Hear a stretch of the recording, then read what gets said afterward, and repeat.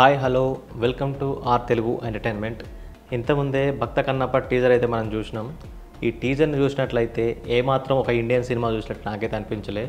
ఓ మంచి Hollywood cinema చూసినట్టు అనిపించింది. హాలీవుడ్ సినిమా అంటే హాలీవుడ్ సినిమా క్వాలిటీ కాదు, అక్కడి స్టైల్, అక్కడి వేషధారణ ఆ విధంగా అయితే నాకు అనిపించింది. ఇక టీజర్లో బ్యాక్గ్రౌండ్ మ్యూజిక్ అంటే ఓకే బాగానే ఉంది, చెప్పుకునేంత ఇంపాక్ట్ ఏం కలిగించలేదు. ఇంకా మన మంచు విష్ణు యాక్టింగ్ అయితే చెప్పాల్సిన అవసరం లేదు, చెప్పుకునేంత గొప్పగా నాకేమనిపించలేదు. ఒక డైలాగ్ ఉంటుంది శివయ్య అని, ఏదో ప్రాబ్లం వస్తే దేవుని వెలిచినట్టు లేదు, చాలా నార్మల్గా ఉంది. సినిమా కోసం పెద్ద పెద్ద బడ్జెట్ పెట్టి తీయడమే కాదు, యాక్టింగ్ కూడా మంచిగా ఉంటే బాగుండు అయితే నాకు అనిపించింది.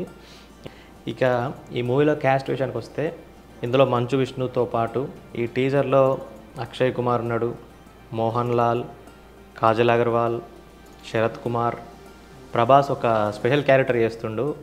మనకి ప్రభాస్ని పూర్తి స్థాయిలో చూపించలేదు. ఇంకా మేబీ నెక్స్ట్ టీజర్లో కానీ నెక్స్ట్ ట్రైలర్లో కానీ చూపిస్తారు కావచ్చు, ఎందుకంటే ఫ్యాన్స్ ప్రభాస్ కోసమే చూసేవాళ్ళు ఎక్కువ ఉంటారు.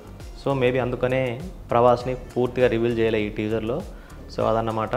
మొత్తానికైతే స్టోరీ అనేది భక్త కన్నప్ప యొక్క కథను బేస్ చేసుకొని వీళ్ళు తీస్తున్నారని తెలిసింది. డైరెక్టర్ కూడా మన తెలుగు అతను కాదు, మనోజ్ కుమార్ సింగ్ అంట.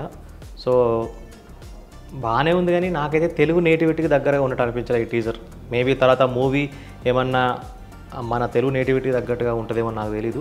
బట్ మొత్తానికైతే టీజర్ని చూస్తే నాకు ఏమాత్రం హాలీవుడ్ సినిమాలాగా ఉంది, బట్ మంచి లేదు. ఇది నా ఫీలింగ్ అన్నమాట. ఈ వీడియో కనుక మీకు నచ్చినట్లయితే తప్పకుండా లైక్ చేయండి, కామెంట్ చేయండి, షేర్ చేయండి. మా ఆర్ తెలుగు ఎంటర్టైన్మెంట్ ఛానల్ని తప్పకుండా సబ్స్క్రైబ్ చేసుకోండి. Thanks for watching.